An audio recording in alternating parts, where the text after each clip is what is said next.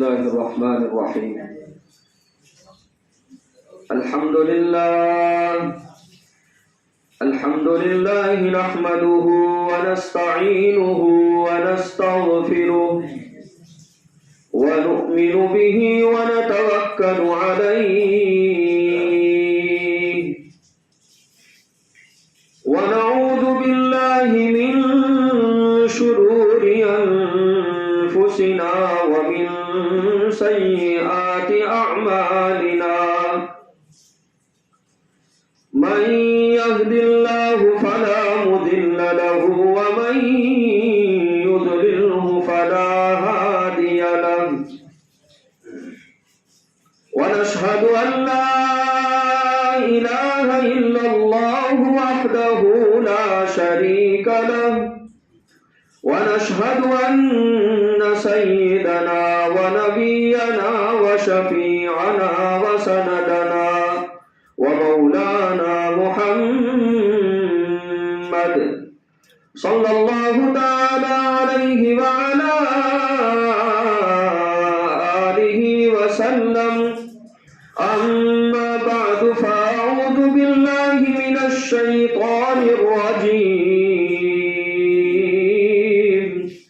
بسم الله الرحمن الرحيم سبحان الذي أسرى بعبده ليلا من المسجد الحرام إلى المسجد الأقصى الذي باركنا حوله لنريه من آياتنا إنه هو السميع البصير وقال النبي صلى الله تعالى عليه وسلم الصلاة معراج المؤمنين أو كما قال النبي صلى الله تعالى عليه وسلم صدق الله العظيم وصدق رسوله النبي الأمي الكريم ونحن على ذلك لمن الشاهدين والشاكرين والحمد لله رب العالمين. درود شریف پڑھ لیجیے. اللهم صل على محمد وعلى آل محمد كما صليت على إبراهيم وعلى آل إبراهيم إنك حميد مجيد.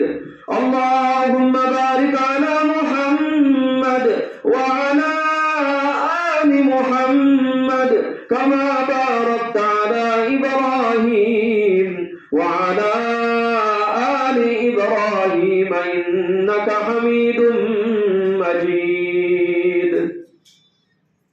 بزرگان محترم قابل صد احترام میرے عزیز ساتھیوں، اس وقت میں نے آپ کے سامنے قرآن مجید کی ایک آیت شریفہ پڑھی ہے اور میرے اور آپ کے آقا تاجدار مدینہ فخر دو عالم ساقی کوثر شافی محشر امام الانبیاء سید الانبیاء شفیع المذنبین وخاتم النبیین حضرت محمد جناب پاک رسول اللہ صلی اللہ تعالی علیہ وسلم کی مبارک احادیث میں سے ایک حدیث شریف کو پڑھی ہے. اللہ تعالیٰ سے دعا کرتے ہیں کہ اللہ تعالیٰ میری زبان سے صحیح اور سچی اور پکی بات کہلوائے اور اللہ ہم تمام کو سب سے پہلے اس کے اوپر عمل کرنے کی توفیق ارزانی نصیب فرمائے اور پھر ہم سب کو دوسروں تک پہنچانے کی توفیق بھی عطا فرمائے. عزیز بھائیوں، جیسا کہ ہم سب کو معلوم ہے یہ جو مہینہ چل رہا ہے رجب المرجب کا مہینہ چل رہا ہے اور یہ اسلامی مہینوں کے اعتبار سے 7واں مہینہ چل رہا ہے. اور عزیز بھائیوں، ہر مسلمان یہ بھی جانتا ہے کہ یہ جو سال چل رہا ہے اسلامی سال جو چل رہا ہے 1444واں سال چل رہا ہے. بھائی کون سا سال؟ 1444واں سال. اور یہ بھی ہمیں معلوم ہونا چاہیے کہ یہ اسلامی سال کا جو حساب ہے یہ دراصل میرے اور آپ کے آقا تاجدار مدینہ فخر دو عالم ساقِ کوثر شافع محشر امام الانبیاء حضرت محمد جناب پاک رسول اللہ صلی اللہ تعالی علیہ وسلم جب مکے کو چھوڑ کر مدینہ المنورہ تشریف لائے، جب ہمارے نبی نے ہجرت فرمائی، ہمیں معلوم ہے شروع اسلام میں اور جب شروع قرآن نازل ہوا شروع کے زمانے میں، تو اللہ کے نبی جناب محمد الرسول اللہ صلی اللہ تعالی علیہ وسلم کو اور صحابہ کرام کو کفار مکہ نے اور مشرکین مکہ نے بہت ستایا اور انتھک تکلیفیں دی، ہمارے نبی کو بہت زیادہ مصائب اور ہمارے نبی کو بہت زیادہ تکلیفیں برداشت کرنا پڑا۔ اللہ کے احکام کے اوپر عمل کرنا اتنا آسان نہیں تھا جتنا مدنی زندگی کے اندر تھا۔ خیر، شروع اسلام کے اندر اللہ تعالیٰ کا حکم نازل ہوا کہ نبی آپ مکے کو چھوڑ کر مدینہ المنورہ تشریف لے جائے اور آپ ہجرت فرمائے۔ چنانچہ میرے اور آپ کے آقا جناب محمد الرسول اللہ صلی اللہ تعالی علیہ وسلم نے، چونکہ اللہ کا حکم تھا، صحابہ کرام کو حکم دیا، بہت سے صحابہ کرام نے روم کی طرف ہجرت فرمائی، بہت سے صحابہ کرام نے حبشہ کی طرف ہجرت فرمائی، اور ہمارے آقا جناب محمد الرسول اللہ صلی اللہ تعالی علیہ وسلم اور بھی بہت سے صحابہ کرام نے مکے کو چھوڑا اور مدینہ کی طرف ہجرت فرمائی۔ تو جس پہلے سال ہمارے آقا مدینہ المنورہ پہنچے ہیں، اس پہلے سال سے یہ اسلامی سال کا حساب شروع ہو گیا۔ میری بات تو سمجھ میں آ گئی؟ اسی پہلے سال سے یہ حساب شروع ہو گیا اور تقریباً 1443 سال گزر گئے اور ہم لوگ 1444ویں سال میں چل رہے ہیں۔ بھائی کون سے سال میں؟ ہر مسلمان کو معلوم ہونا چاہیے اسلامی سال آج ہر مسلمان کو، بلکہ انسانوں کو، تمام انسانوں کو یہ معلوم ہے کہ انگریزی سال کون سا ہے، 2023 چل رہا ہے، مہینہ کون سا ہے، فروری کا مہینہ ہے، لیکن ایک مسلمان ہونے کے ناطے ہر مسلمان کو اسلامی سال بھی معلوم ہونا چاہیے اور اسلامی مہینے کا نام بھی معلوم ہونا چاہیے اور اسلامی مہینے کی تاریخ بھی معلوم ہونی چاہیے، اور ہم اس کا مذاکرہ، اس کا چرچا ہم اپنے بچوں کے سامنے بھی کریں گے۔ بھائی کریں گے نا انشاءاللہ؟ گھروں میں اپنی ماں بہنوں کے سامنے اس کا چرچا کرنا چاہیے کہ 1444واں سال چل رہا ہے، رجب کا مہینہ چل رہا ہے، اور سب ذرا زور سے بولو آج رجب کی کون سی تاریخ ہوئی؟ بھائی 25 تاریخ ہو گئی ہے۔ بھائی کون سی تاریخ؟ 25 تاریخ۔ اور یہ بھی ہمیں معلوم ہے کہ جب رجب کا مہینہ آتا تھا تو ہمارے آقا صلی اللہ تعالی علیہ وسلم ایک دعا پڑھا کرتے تھے۔ جب بھی رجب کا مہینہ شروع ہوا، ہمارے نبی رجب کے مہینے سے رمضان المبارک کے مہینے کا انتظار کرتے تھے۔ بھائی کس کا انتظار کرتے تھے؟ ہمارے آقا جناب محمد رسول اللہ صلی اللہ تعالی علیہ وسلم جب رجب کا مہینہ شروع ہوتا تھا تو رجب کے مہینے کے اندر ایک دعا پڑھا کرتے تھے، ایک دعا اللہ سے مانگا کرتے تھے۔ وہ دعا یہ ہے، سب ہم پڑھتے ہیں، پڑھو بھائی، اللہم بارک لنا، پڑھیے بھائی، اللہم بارک لنا فی رجب و شعبان، پڑھیے بھائی۔ یہ نبی کے مبارک زبان سے الفاظ نکلے ہیں، وہ میں آپ کے سامنے عرض کر رہا ہوں اور پڑھا رہا ہوں، سب پڑھو، اللہم بارک لنا، پڑھیے بھائی، فی رجب و شعبان وبلغنا رمضان۔ اچھا، یہ تو دعا کے الفاظ ہو گئے، اب اس دعا میں ہمارے نبی اللہ سے کیا مانگ رہے ہیں یہ بھی تو معلوم ہونا چاہیے، دعا کا ترجمہ کیا ہے۔ ہمارے آقا جناب محمد رسول اللہ صلی اللہ تعالی علیہ وسلم اللہ کے سامنے دعا کر رہے ہیں، اللہم بارک لنا فی رجب و شعبان، یا اللہ تو ہمارے لیے رجب اور شعبان میں برکت عطا فرما۔ کیا عطا فرما بھائی؟ رجب اور شعبان میں برکت عطا فرما، سب کہو آمین۔ اور آگے ہمارے نبی فرما رہے وبارک لنا وبلغنا رمضان، کہ تو ہمیں رمضان تک پہنچا دے۔ گویا ہمارے نبی رجب کے مہینے سے کس مہینے کا انتظار کر رہے ہیں؟ سب ذرا زور سے بولو بھائی، رمضان کے مہینے کا انتظار فرما رہے۔ اس لیے علماء کرام نے لکھا کہ رجب کے مہینے سے رمضان المبارک کے مہینے کا انتظار کرنا سنت ہے۔ ہاں، رجب کے مہینے سے کس کا انتظار کرنا؟ رمضان المبارک کے مہینے کا انتظار کرنا سنت ہے۔ اور ہمارے نبی دعا میں فرما رہے اللہ تو رجب اور شعبان کے مہینے میں برکت دے اور ہماری زندگیوں کے اندر اتنی برکت عطا فرما کہ ہم رمضان تک پہنچ جائے. ہم بھی اللہ سے یہی دعا کرتے ہیں، اس لیے کہ عزیز بھائیو انسان کی زندگی کب ختم ہو جائے کچھ معلوم نہیں. بہت سے ہمارے وہ بھائی جو ہمارے ساتھ گزشتہ سال رمضان المبارک کے مہینے میں تھے، افطار میں ساتھ میں تھے، تراویح کے اندر تھے اور ہمارے ساتھ رمضان المبارک کا مہینہ گزارتے تھے، لیکن آج بیچارے وہ قبر کے گڑھوں میں جا کر سو گئے.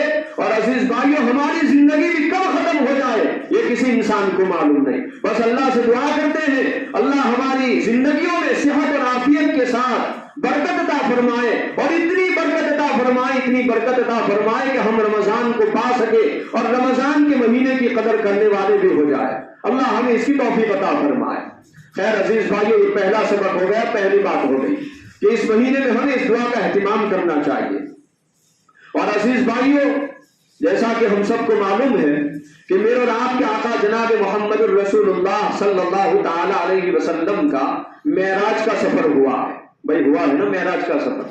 ہمارے آقا جناب محمد الرسول اللہ صلی اللہ تعالی علیہ وسلم کا بہت لمبا سفر ہوا اور بہت کم وقت میں ہوا، بہت کم وقت میں ہوا اور بہت لمبا سفر. علماء کرام نے لکھا ہے قرآن حدیث کی روشنی میں اتنا لمبا سفر کہ ہمارے نبی مکہ شریف کے اندر تھے اور حضرت ام ہانی رضی اللہ تعالیٰ عنہ کے گھر میں آرام فرما رہے تھے. وہاں سے سفر شروع ہوا، زمزم کے پاس آئے اور لمبا سفر مسجد حرام سے مسجد اقصیٰ تک. راستے میں بہت سارے واقعات اور ہمارے نبی ساتوں آسمانوں کے اوپر گئے اور سدرۃ المنتہا تک گئے، بیت معمور تک گئے اور اللہ کے عرش تک پہنچ گئے. اتنا لمبا سفر جنت اور جہنم کا دیکھنا ہمارے نبی کا، علماء کرام نے لکھا اتنا لمبا سفر 1.5 منٹ سے کم میں ہوا. بھائی کتنا؟ 1.5 منٹ سے کم میں اتنا لمبا سفر. یہ ہمارے نبی کا معجزہ، اور معجزہ کے معنی اللہ اپنے رسول اور اپنے نبی کے ذریعے وہ کام کرائے جو عام انسان نہ کر سکے. اب میں ذرا مختصر سا واقعہ آپ کے سامنے معراج کا چھیڑ دیتا ہوں کہ میرے اور آپ کے آقا جناب محمد الرسول اللہ صلی اللہ تعالی علیہ وسلم مکہ شریف کے اندر تھے اور اپنی چچا زاد بہن حضرت ام ہانی رضی اللہ تعالیٰ عنہ کے گھر میں آرام فرما رہے تھے. بھائی کیا فرما رہے تھے؟ اپنی چچا زاد بہن حضرت ام ہانی رضی اللہ تعالیٰ عنہ کے گھر میں سو رہے تھے اور ہمارے نبی ملی جلی کیفیت میں تھے، یعنی نہ مکمل جاگ رہے تھے اور نہ مکمل سو رہے تھے. جیسے ہم بھی ہوتے ہیں کہ کبھی تھوڑا جاگنے کی حالت میں ہوتے ہیں اور کبھی ذرا سونے کی حالت میں کچھ نیند کے آثار رہتے ہیں. ٹھیک اسی طریقے سے میرے آپ کے آقا جناب محمد الرسول اللہ صلی اللہ تعالی علیہ وسلم ملی جلی کیفیت کے اندر تھے اور حضرت ام ہانی رضی اللہ تعالیٰ عنہ کے گھر میں آرام فرما رہے تھے. اب اللہ تعالیٰ نے حضرت جبرائیل علیہ السلام کو حکم فرمایا. بھائی کہہ دو سبحان اللہ. اللہ تعالیٰ نے حضرت جبرائیل علیہ السلام کو حکم فرمایا اے جبرائیل امین آپ میرے محبوب کو لے کر آؤ اور میرے محبوب کو محمد عربی صلی اللہ تعالیٰ علیہ وسلم کو جا کر دعوت نامہ پہنچاؤ اور جا کر یہ دعوت نامہ دے دو کہ اللہ رب العالمین کا بلاوا ہے، اللہ کی طرف سے آپ کو دعوت ہے. اب اللہ تعالیٰ کی طرف سے حضرت جبرائیل علیہ السلام کو حکم دے دیا اور اللہ نے یہ بھی فرمایا یہ جبرائیل آپ جب میرے محبوب کے پاس دعوت نامہ لے کر جائیں گے، کیا لے کر جائیں گے بھائی؟ دعوت نامہ لے کر جائیں گے تو آپ اکیلے نہیں جائیں گے بلکہ ساتھ میں 70,000 فرشتوں کو لے کر جانا. بھائی کتنے؟ ساتھ میں 70,000 فرشتوں کو لے کر جانا. چنانچہ روایت میں آتا ہے کہ حضرت جبرائیل علیہ السلام ہمارے نبی کے پاس پہنچ گئے. سب کہہ دو سبحان اللہ. ہمارے نبی کے سامنے حاضر ہو گئے اور ساتھ میں کتنے ہزار فرشتے ہیں بھائی؟ 70,000 فرشتے ہیں. اور اللہ نے حضرت جبرائیل امین سے یہ بھی فرمایا اے جبرائیل امین جب آپ میرے محبوب کو دعوت دینے جائیں گے میرے پاس آنے کی تو آپ دروازے کے راستے سے نہیں آنا بلکہ چھت والے راستے سے آنا. بھائی کون سے راستے سے؟ چھت والے راستے سے آنا. اور آپ کو معلوم ہے فرشتوں کو اور خصوصی طور پر حضرت جبرائیل علیہ السلام کو اللہ بہت زیادہ طاقت دیتے ہیں اور بہت زبردست قدرت عطا فرماتے ہیں. حضرت جبرائیل علیہ السلام کو اللہ تعالیٰ نے حکم دیا کہ چھت والے راستے سے آنا. جبرائیل امین ہمارے نبی کے پاس چھت والے راستے سے آ گئے. ساتھ میں کتنے ہزار زور سے 70,000 فرشتے آ گئے. اب ہمارے نبی تو آرام فرما رہے تھے. اب اتنے بڑے نبی کو جگانا کوئی آسان کام نہیں تھا. ارے بھائی اتنے بڑے نبی کو جگانا کوئی آسان کام نہیں تھا. ہمارے نبی تو آرام فرما رہے تھے. اب جبرائیل امین نے اللہ سے پوچھا اے اللہ میں تیرے محبوب کو کیسے جگاؤں؟ وہ تو آرام فرما رہے. اللہ نے جبرائیل امین سے فرمایا اے جبرائیل امین آپ میرے نبی محمد عربی صلی اللہ تعالی علیہ وسلم کے تلوے مبارک کو پاؤں مبارک کا بوسہ لے لو. بھائی کیا لے لو؟ پاؤں مبارک کا بوسہ لے لو. اور ساتھ میں وہ 70,000 فرشتے بھی بوسہ لیں گے, چومیں گے, ہمارے نبی کے قدم مبارک کو چومیں گے. تو میرے نبی کی آنکھ کھل جائے گی, میرے محبوب کی آنکھ کھل جائے گی. جب آنکھ کھل جائے گی تو میرے محبوب کو محمد عربی صلی اللہ تعالی علیہ وسلم کو دعوت نامہ پہنچا دو. اب روایت میں آتا ہے حضرت ابراہیم علیہ السلام حاضر ہو گئے اور ہمارے نبی کے تلوے مبارک کا بوسہ لیا. بھائی کیا لیا؟ بھائی زور سے بولو نا بھائی. آپ تو ایسا بیٹھے ہیں جیسے کہ قبرستان میں. بھائی مجھے ایسا نہیں لگنا چاہیے, اس لیے کہ قبرستان میں انسان بالکل سناٹے میں رہتا ہے, سنسان رہتا ہے, بالکل خاموش رہتا ہے. یہ اور بات ہے کہ آج کل لوگ قبرستان میں بھی چپ نہیں بیٹھتے, قبرستان میں بھی دنیا کی باتیں کرتے رہتے. حالانکہ قبرستان بالکل سوچنے کی بات ہے, آخرت کی طرف توجہ کرنی چاہیے کہ میرا بھائی میری بہن کو بھی قبر میں سلانے والے انسان کو آخرت کی طرف بالکل اس کا ذہن ہونا چاہیے. تو خیر میں یہ عرض کر رہا تھا حضرت جبرائیل علیہ السلام آ چکے, ساتھ میں 70,000 فرشتے بھی حاضر ہو گئے اور ہمارے نبی کے تلوے مبارک کا بوسہ لیا اور قدم مبارک کو چوما. اب کہہ دے سبحان اللہ. اب ہمارے نبی کی آنکھ مبارک کھل گئی. اب حضرت جبرائیل علیہ السلام نے ہمارے آقا صلی اللہ تعالی علیہ وسلم کو دعوت نامہ پہنچا دیا کہ آپ کو اللہ کے یہاں حاضر ہونا ہے اور اللہ کے دربار میں لمبا سفر کرنا ہے, ساتہ آسمانوں کے اوپر سیر کرنا ہے, جنت کو دیکھنا ہے, بیزت کو دیکھنا ہے اور مسجد حرام سے مسجد اقصی تک آنا ہے. خیر ہمارے آقا صلی اللہ تعالی علیہ وسلم جاگ گئے اور ہمارے نبی کی آنکھ مبارک کھل گئی. میرے اور آپ کے آقا جناب محمد رسول اللہ صلی اللہ تعالی علیہ وسلم واقع معراج کو بیان کرتے ہوئے ارشاد فرماتے ہیں کہ حضرت جبرائیل علیہ السلام مجھے لے کر میں تو اپنی چچازاد بہن حضرت ام ہانی رضی اللہ تعالیٰ عنہ کے گھر میں آرام کر رہا تھا, مجھے وہاں سے لے کر مسجد حرام کے اندر کعبہ شریف کے سامنے زمزم کے کنویں کے پاس لائے. بھائی کہاں لائے ہمارے نبی کو؟ زمزم کے کنویں کے پاس لائے. ہاں زمزم کا کنواں تھا اس زمانے میں کھلا تھا, آج تو پورا پیک ہو گیا, بند ہو گیا. ہمارے نبی فرماتے ہیں کہ مجھے جبرائیل امین زمزم کے کنویں کے پاس لے کر آئے اور میرے سینے مبارک کو, میرے سینے کو پھاڑا اور شق صدر کیا اور میرے سینے کے اندر سے دل مبارک کو نکالا, قلب اطہر کو نکالا, ہمارے نبی کے دل مبارک کو اندر سے نکالا اور اس کو زمزم کے پانی سے دھویا. بھائی کون سے پانی سے دھویا؟ ہمارے نبی کے سینے مبارک کو. ہاں مسلمانوں, یہ اس زمانے کا سب سے پہلا آپریشن تھا.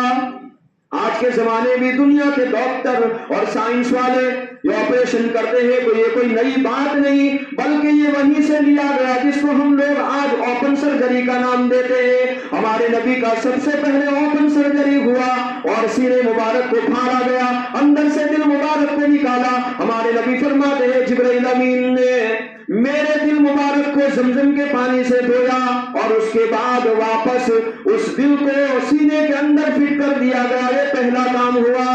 یہ کون سا کام ہوا بھائی؟ حضرت ام ہانی کے گھر سے لائے, زمزم کے کنویں کے پاس دل مبارک کو دھویا گیا زمزم کے پانی سے. اب ہمارے نبی کا اتنا لمبا سفر, ظاہر سی بات ہے جب ہم بھی کہیں جاتے ہیں تو دنیا کے اندر ہمیں سواری اور گاڑی کی ضرورت پڑتی. بھائی گاڑی کی ضرورت پڑتی ہے نا. اب ہمارے آقا صلی اللہ تعالی علیہ وسلم کا اتنا لمبا سفر ہونے والا ہے, ظاہر سی بات ہے کیا گاڑی کی ضرورت نہیں؟ یقیناً گاڑی کی ضرورت. ہمارے آقا صلی اللہ تعالی علیہ وسلم نے, ہمارے آقا صلی اللہ تعالی علیہ وسلم کے لیے اللہ تعالیٰ نے جس گاڑی کا انتظام کیا, سب ذرا زور سے بولے بھائی وہ کون سی گاڑی تھی؟ بھائی بولو نا ذرا. ہاں سلگر والے سب شانے ہیں, ہوشیار ہیں ماشاءاللہ. وہ کون سی گاڑی تھی؟ बुराक, अच्छा उलमाए किराम ने लिखा है, मुझे भी सिग्नल मिल चुका है, 40 हो गई है, वक्त पर बात खत्म करनी है, मैं बस मुख्तसर तौर पर अपनी बात को एक हद तक पहुंचा देता हूं। वैसे मेराज का वाक़या बहुत लंबा है, कम से कम 2-3 घंटे आदमी बोल सकता है। भाई कितने? 2-3 घंटे सुनने वाले होना। अगर हम 2-3 घंटे बयान करने जाएंगे तो असर के वक्त में हम लोग दाखिल हो जाएंगे, लेकिन ऐसा करना, बल्कि वक्त पर मुझे बात भी खत्म करनी है, जैसे कि हमारे इंजीनियर साहब का ऑर्डर भी मुझे पास हो चुका है। तो मैं आपको ही अर्ज कर रहा था कि पहला काम हुआ, अब हमारे नबी का लंबा सफर, एक गाड़ी का इंतजाम हुआ, और वो गाड़ी सब जरा जोर से बोले मुसलमानों, कौन सी गाड़ी थी भाई? बुराक। अच्छा उलमा ने ये भी लिखा, इतना तेज रफ्तार गाड़ी थी, और इतना तेज रफ्तार वो जन्नत का जानवर था जिसको अल्लाह ने जन्नत से भेजा था, जो बहुत सफेद कलर का था। उलमा किराम ने लिखा इतना तेज रफ्तार था और इतनी स्पीड में वो चलता था कि 1 सेकंड के अंदर, भाई कितना याद रखना, 1 सेकंड के अंदर 2,93,038 किलोमीटर वो रास्ता काट लेता था। भाई कितना?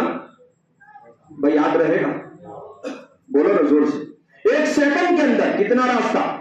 सेकंड आप लोग बाद में हिसाब जोड़ लेना।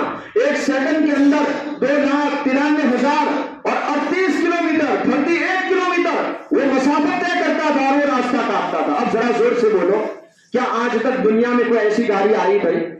भाई कोई ऐसा हेलीकॉप्टर आया? क्या ऐसा कोई विमान और फ्लाइट आया? क्या कोई ऐसी ट्रेन और आई, कोई कार आई ऐसी?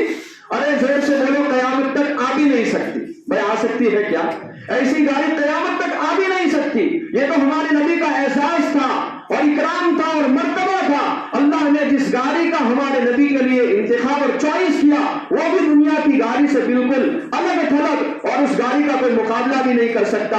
अब मेरे और आपके आका जनाब मोहम्मद रसूलुल्लाह सल्लल्लाहु अलैहि वसल्लम फरमाते, उस बुराक के ऊपर हमारा सफर शुरू हो गया। हजरत जिब्राइल अमीन बैठ गए। अब वही मस्जिद हराम से हमारे नबी का सफर शुरू हुआ। कुरान कहता है मस्जिद हराम से मस्जिद अक्सा तक पहले सफर हुआ। भाई कहां से? भाई मस्जिद हराम मक्के के अंदर और मस्जिद अक्सा फलस्तीन के अंदर, जिसको बैतुल मक़दिस भी कहते हैं। हमारे आका सल्लल्लाहु ताला अलैहि वसल्लम का सफर शुरू हुआ मस्जिद हराम से मस्जिद अक्सा तक। अब रिवायत में आता है, बहुत सारी बातें हैं, मैं इस वक्त सबको हज़फ कर रहा हूं और सबको कट कर रहा हूं। हमारे नबी जब मस्जिद हराम से निकले हैं, बहुत से वाक़यात पेश आए। हमारे नबी ने जन्नत को भी देखा। भाई किसको देखा? दोज़ख को भी देखा, जहन्नम को भी देखा, बहुत सारे वाक़यात पेश आए। अब हमारे आका सल्लल्लाहु ताला अलैहि वसल्लम मस्जिद हराम से मस्जिद अक्सा तक पहुंच गए। सब कह दो सुभान अल्लाह। अब मस्जिद अक्सा जब पहुंचे तो बाहर में एक पत्थर था। क्या था भाई? पत्थर था। जिब्राइल अमीन वो गाड़ी चला रहे थे, बुराक को लेकर चल रहे थे। बाहर में जो पत्थर था, उस पत्थर के अंदर जिब्राइल अमीन ने अपनी उंगली से सुराख कर दिया। भाई क्या कर दिया? हम और आप क्या पत्थर के अंदर सुराख कर सकते हैं? लेकिन वो फरिश्ता और उसको ताकत देने वाला भी कौन भाई? अल्लाह। तो हजरत जिब्राइल अलैहिस्सलातु वस्सलाम ने उसके अंदर सुराख किया और उस बुराक को उस पत्थर के जरिए बांध दिया। भाई क्या कर दिया? यहां से उलमाए किराम ने मसला लिखा है कि जब हम अपनी गाड़ियों को कहीं पर रखे तो कौन सा लॉक करें मौलाना? Steering lock. क्या बोलते हैं भाई? ये नहीं कि भाई अल्लाह हिफाजत करेगा, अल्लाह हिफाजत करेगा। अरे भाई अल्लाह हिफाजत करते हैं, लेकिन अल्लाह ने पहले कहा कि भाई लॉक भी तो कर। असबाब तो इख्तियार करना सुन्नत है। भाई असबाब इख्तियार करना सुन्नत है। बचाने वाली जात, हिफाजत वाली जात किसकी है भाई? सब जरा जोर से बोलो भाई। अल्लाह। जिब्राइल अमीन ने उस पत्थर के जरिए बुराक को बांध दिया। अब हमारे नबी का आगे का सफर शुरू हुआ, लेकिन सफर होने से पहले मस्जिद अक्सा के अंदर एक प्रोग्राम हुआ, एक जलसा हुआ। अच्छा हमारे नबी जब वहां पहुंचने वाले थे तो इससे पहले अल्लाह ताला ने सब नबियों को हमारे नबी के इस्तकबाल के लिए, वेलकम के लिए भेज दिया था। सब कहो सुभान अल्लाह। जितने भी अंबिया किराम दुनिया के अंदर आए थे पहले, अल्लाह ने सबको भेज दिया मोहम्मद रसूलुल्लाह सल्लल्लाहु अलैहि वसल्लम के वेलकम के लिए। और साथ में रिवायत में ये भी है कि सब फरिश्तों को भी भेज दिया, हत्ता कि जो अल्लाह का अर्श उठाए हुए 8 फरिश्ते हैं, कुरान कहता है, उन फरिश्तों को भी हमारे नबी के वेलकम के लिए और इस्तकबाल के लिए भेज दिया। अब मस्जिद अक्सा के अंदर सब लोग जमा हो गए हमारे नबी के इस्तकबाल के लिए। अब रिवायत में आता है कि उसके बाद एक जलसा हुआ। भाई क्या हुआ? جلسہ ہوا، ہر نبی نے بیان کیا کھڑے ہو گئے، اخیر میں ہر جلسے کے اندر ایک صدر ہوتا ہے، اخیر میں میرے اور آپ کے آقا جناب محمد الرسول اللہ صلی اللہ تعالیٰ علیہ وسلم معراج کی رات کے اندر اور مسجد اقصی کے اندر جو جلسہ تھا اس کے صدر تھے۔ ہمارے نبی نے بھی ایک بڑا بیان دیا اور ہمارے نبی نے ان نبیوں کے سامنے اور فرشتوں کے سامنے ایک بیان کیا، اور اس کے بعد روایت میں آتا ہے کہ ہمارے نبی کا اب سفر شروع ہو رہا ہے۔ بھئی کیا ہو رہا ہے؟ اب سفر اوپر کا شروع ہو رہا ہے، یہ تو زمین کا سفر تھا۔ علماء کرام نے لکھا مسجد حرام سے مسجد اقصی تک کا جو سفر ہے اس کو اسرا کہتے ہیں، اور اب مسجد اقصی سے جو اوپر کا سفر، ساتوں آسمانوں کے اوپر کا جو سفر ہے اس کو معراج کہتے ہیں۔ بھئی کیا کہتے ہیں؟ بھئی معراج۔ اب مسجد حرام سے مسجد اقصی تک آ گئے، پروگرام ہو گیا۔ اب ظاہر سی بات ہے ہمارے نبی اور اوپر جانے والے، پہلا آسمان دوسرے آسمان، سب بولے بھائی کتنے آسمان ہے؟ بھائی 7۔ ہر ایک آسمان سے دوسرے آسمان تک 500 سال کی مسافت۔ بھائی کتنی؟ 7 آسمانوں کے اوپر پہنچ گئے، ہر آسمان کے اوپر ہر نبی نے، ہر فرشتوں نے ہمارے نبی کا ویلکم کیا۔ اب 7 آسمانوں کے اوپر آ گئے، سدرۃ المنتہا، وہ جبرائیل امین کا کوارٹرز، جو جبرائیل امین کا محل ہے، وہاں تک پہنچ گئے۔ اور یہ سدرۃ المنتہا، وہ سدرۃ المنتہا، پھر اس سے آگے ہمارے نبی بیت معمور تک پہنچ گئے جو فرشتوں کا قبلہ ہے۔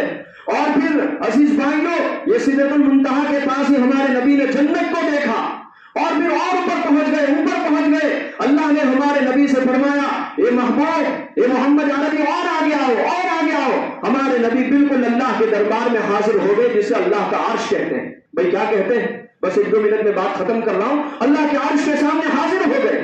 اب ذرا زور سے بولا، جب ہم بھی کہیں پر جاتے ہیں، کسی کا مہمان بن کر جاتے ہیں تو کچھ تحفہ لے کر جاتے ہیں نا بھائی، اور لوگ بھی ہمارے لیے لے کر آتے ہیں۔ ہمارے نبی تو سارے مہمانوں کے سردار تھے اور سب سے الگ تھلگ مہمان تھے۔ ہمارے نبی بھی چند چیزیں اللہ کے دربار میں تحفہ اور ہدیہ لے کر گئے۔ اللہ نے ہمارے نبی کے ہدیے کو قبول کیا، اور اللہ کی طرف سے بھی ہمارے نبی کو اور اپنی امت کے لیے ہدیے ملے۔ لیکن علماء کرام نے لکھا ہے جب اللہ کے دربار میں حاضر ہوئے ہیں تو اللہ نے اپنی امت کے لیے سب سے بڑا تحفہ جو عطا فرمایا، سب ذرا زور سے بولو بھائی، وہ نماز کا تحفہ تھا۔ بھائی کون سا تحفہ تھا؟ نماز کا تحفہ۔ تو نماز کا تحفہ لینے کے لیے اللہ نے ہمارے نبی کو کہاں بلایا؟ بھائی زور سے بولو بھائی، اپنے عرش کے اوپر بلایا اور معراج کرائی اور بلندی کرائی اور اوپر اٹھایا، اور اتنا اٹھایا کہ اپنے عرش کے پاس بلایا، اور اللہ نے فرمایا اے محمد عربی، میں تمہاری امت کے لیے 50 نماز کا تحفہ دے رہا ہوں۔ یہ تو اور بات ہے، ہمارے نبی پھر آئے اور حضرت موسیٰ علیہ السلام سے 6 آسمان کے اوپر ملاقات ہوتی رہی، تقریباً 9 مرتبہ آنا جانا ہوا۔